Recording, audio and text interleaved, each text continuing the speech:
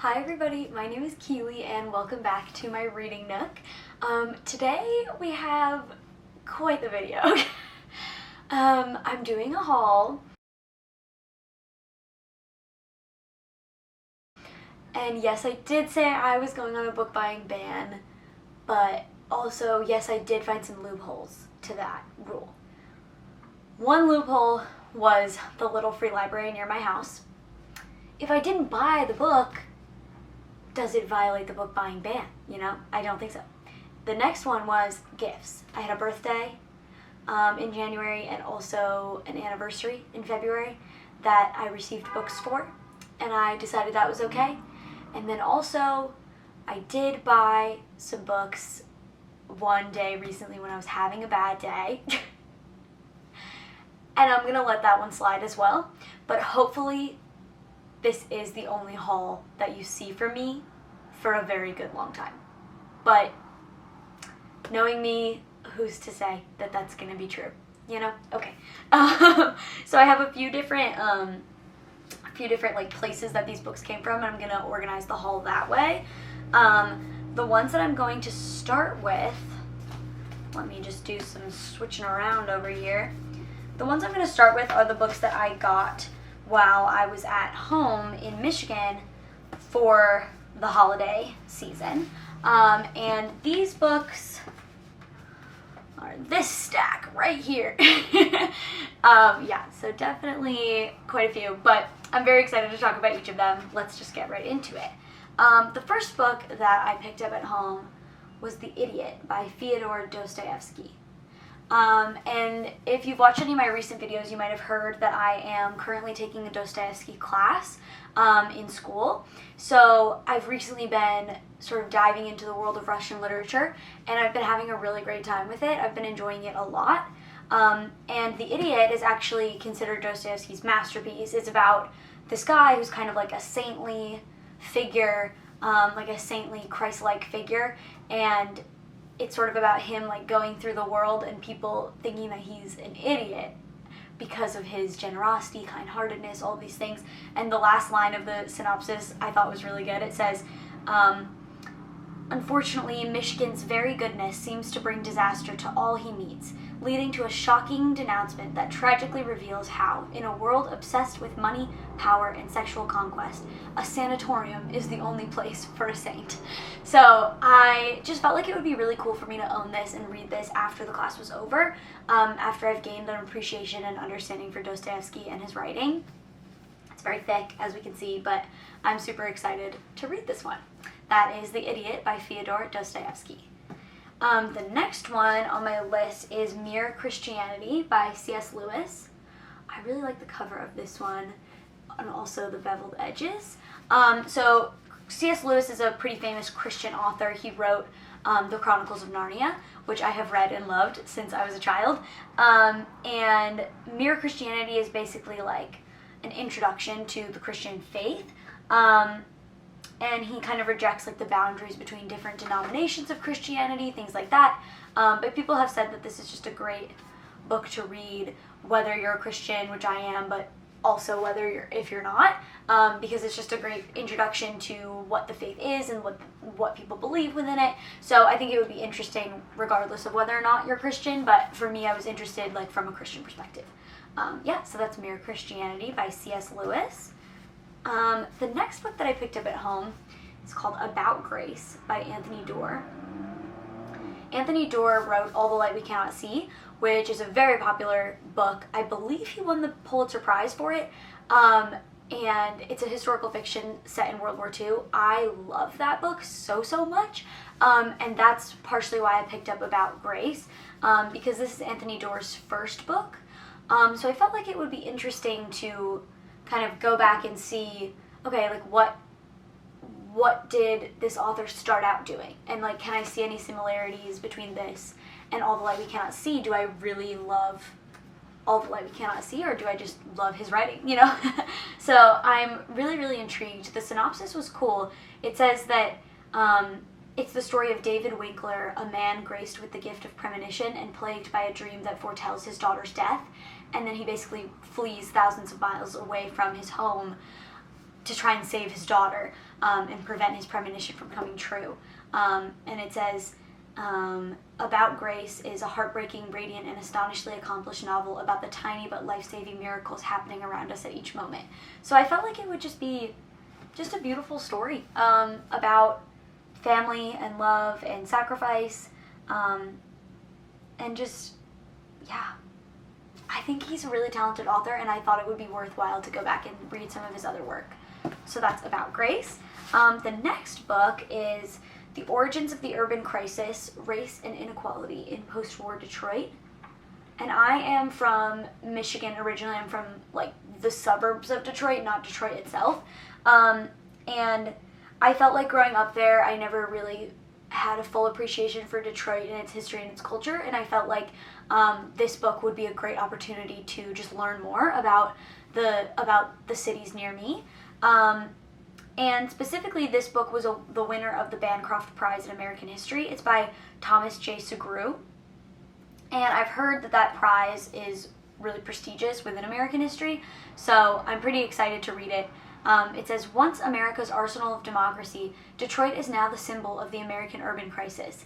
In this reappraisal of America's racial and economic inequalities, Thomas Sugrue asks why Detroit and other industrial cities have become the sites of persistent racialized poverty. He challenges the conventional wisdom that urban decline is the product of the social programs and racial fissures of the 1960s. Weaving together the history of workplaces, unions, civil rights groups, political organizations, and real estate agencies, Sugrue finds the roots of today's urban poverty in a hidden history of racial violence, discrimination, and deindustrialization that reshaped the urban American landscape after World War II.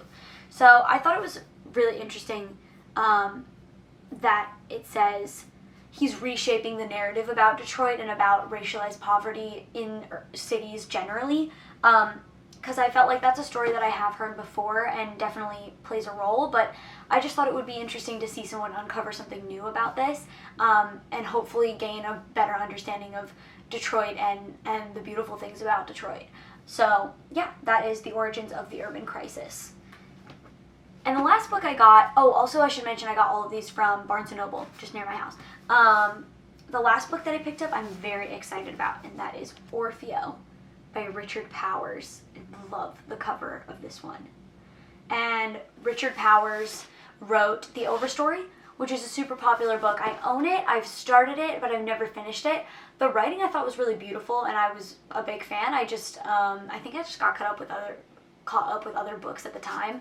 But I figured since I really enjoyed his writing, and because the synopsis of this one seemed really interesting, I figured I would give it a try. So it seems to be about sort of the intersection of science and music, which I thought was very cool, and it seems to also have like mystery thriller components, which are very much up my alley. So it says, in Orpheo, composer Peter Ells opens the door one evening to find the police on his doorstep. His home microbiology lab, the latest experiment in his lifelong attempt to find music in surprising patterns, has aroused the suspicions of Homeland Security. Panicked by the raid, Ells turns fugitive and hatches a plan to transform this disastrous collision with the security state into an unforgettable work of art that will reawaken its audience to the sounds all around it. So I thought that sounded really interesting, and I liked the cover a lot, so I figured that it was worth picking up. And we'll see when I get to it what I think. Okay, so the next books that I'm going to be talking about are the ones that I got from the Little Free Library, and that is this stack here. So let's get to it. The first book that I found in the Little Free Library recently is Inheritance by Dani Shapiro, and it says, a memoir of genealogy, paternity, and love.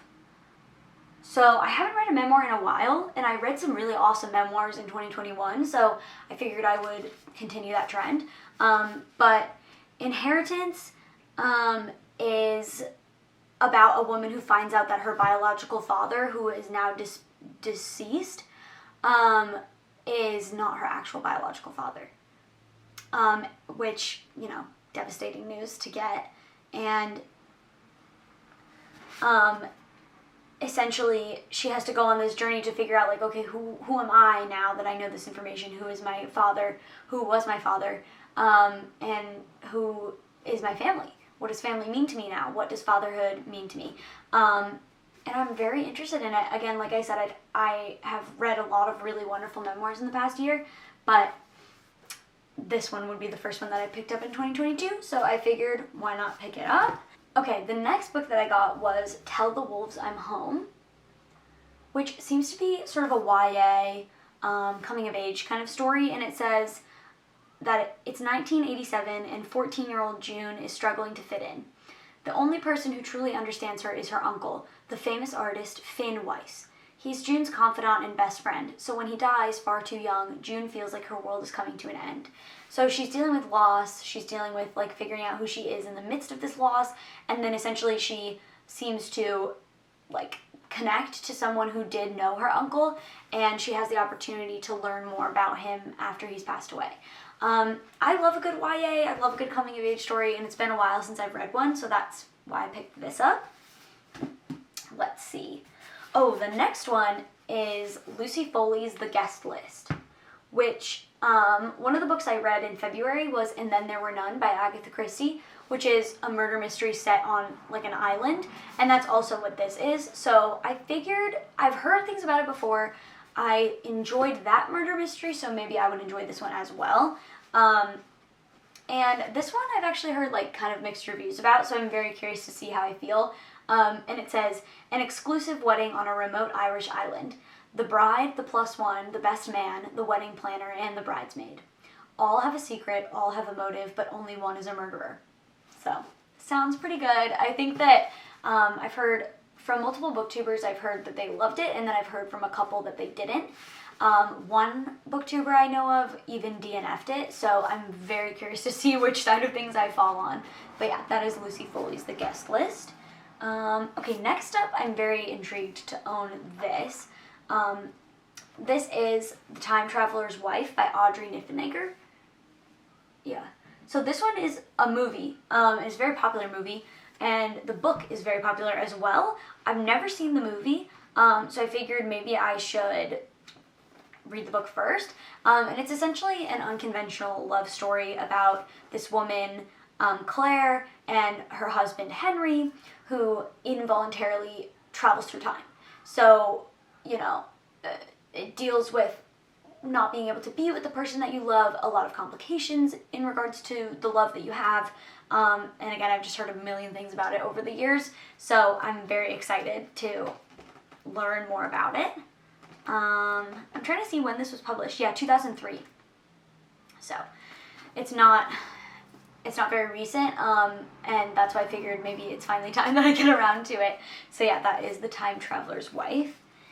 And, okay, so the last two are hardcovers, and this one is Someday by David Levithan, which is the sequel to Everyday. And that is a book about a person who wakes up in a new body every day, and they have to kind of try and navigate like what kind of existence that is. And I have Everyday on my shelf there, but I've never finished it. And so I figured at some point I will finish it, and maybe it would be nice to have this very snazzy hardcover copy of the sequel already laying around. Yeah, so I'm not reading too much into the synopsis of this because I've never finished Everyday, and I want to finish that before I know what's in the sequel. But yeah, that is Someday. Then the last one that I got from the Little Free Library is The Sun is Also a Star by Nicola Yoon. And this is sort of like a YA romance book that I somehow missed. And the interesting thing about this is that it was super popular when I was growing up and when I was also reading a lot of YA. So I'm very curious how I missed it. But yeah, it's essentially a love story between Natasha and Daniel, and the universe is kind of like a character in it as well. So you watch them meet, fall in love. I'm sure there's going to be a lot of coming of age vibes in this one as well. Yeah, but like I said, it's been around for a while. So I've heard really good things throughout the years, and I figured maybe it would be fun to have it on hand whenever I'm feeling like a YA change of pace. And that was the last Little Free Library book. So, okay. The next category that I'm going to do is gifts. Let's see. Okay, So the first one is a gift from my boyfriend. He knew that I was enjoying reading Russian literature recently, like I mentioned before. I'm loving my Dostoevsky class, and he got me the Anna Karenina Fix, Life Lessons from Russian Literature by Viv Kroskop, and this is super funny. It's basically like talking about advice about these different situations that come up in Russian literature. So each chapter, it's super funny. Each chapter is like kind of named or formulated off of a different Russian classic. So for example, the one for Crime and Punishment says, How to Overcome Inner Conflict, Crime and Punishment by Fyodor Dostoevsky, or Don't Kill Old Ladies for Money. So they're like funny titles like that and kind of joking advice where there's like real advice kind of tucked in there. So I'm planning to kind of read the chapters as I read those Russian classics. So I'll be reading the Crime and Punishment one after I finish Crime and Punishment for my class. So very excited about that. Very thoughtful gift. And then also for my anniversary with my boyfriend that was recent, we decided to do a book exchange for our gifts for each other. So the 2 books that he got me were this really fun copy of F. Scott Fitzgerald's Flappers and Philosophers, which is a short story collection by F. Scott Fitzgerald, and I didn't even know this existed, so this was super fun to have like a very cool old copy of some Fitzgerald that I had never heard of before. I suggested that he read The Great Gatsby, and he really enjoyed it, so that was why he thought I might like an F. Scott Fitzgerald short story collection. And then second, he got me The Appalachian Trail, a biography by Philip Dennery, which, oh my gosh, can we get over the cover? I love it so much. I am super into hiking. My boyfriend is super into hiking, so we've talked a lot before about the Appalachian Trail and about like long hikes in the U.S. generally, which is super fun. So it's essentially like an origin story history kind of vibe of the Appalachian Trail itself. So it says, the Appalachian Trail is America's most beloved trek, with millions of hikers setting foot on it every year. Yet few are aware of the fascinating backstory of the dreamers and builders who helped bring it to life over the past century, which just seems so up my alley, and I'm very excited to read this. So that was The Appalachian Trail, a biography by Philip Dennery. And yep, those were the gift category. Okay, we've made it, everybody. Wow, congratulations. You've made it to the very last category of this haul. And that is essentially the day that I mentioned where I was having a bad day and needed to buy some books. These are those. So I went to a rare bookstore in Concord, Massachusetts, and I ended up with this little pile here. Very fun. Yeah, so I'll just walk through the ones that I got from the rare bookstore now. The first one was Cape Wind, Money, Celebrity, Class, Politics, and the Battle for Our Energy Future on Nantucket Sound. And this one also has a cool cover. This is from Wendy Williams and Robert Whitcomb.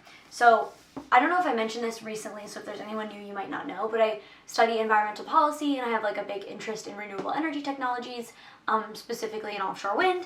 And there was a project that was proposed in the early 2000s called Cape Wind, which was going to be an offshore wind farm in Nantucket Sound. And I'm super interested in the project and its history. It was eventually like discarded in 2017, I believe. But the interesting thing about this book is that it was published in 2007. So I'm very intrigued to see what people were thinking about it 10 years ago. Or, oh my god, that is way longer than 10 years ago now. That's 15 years ago.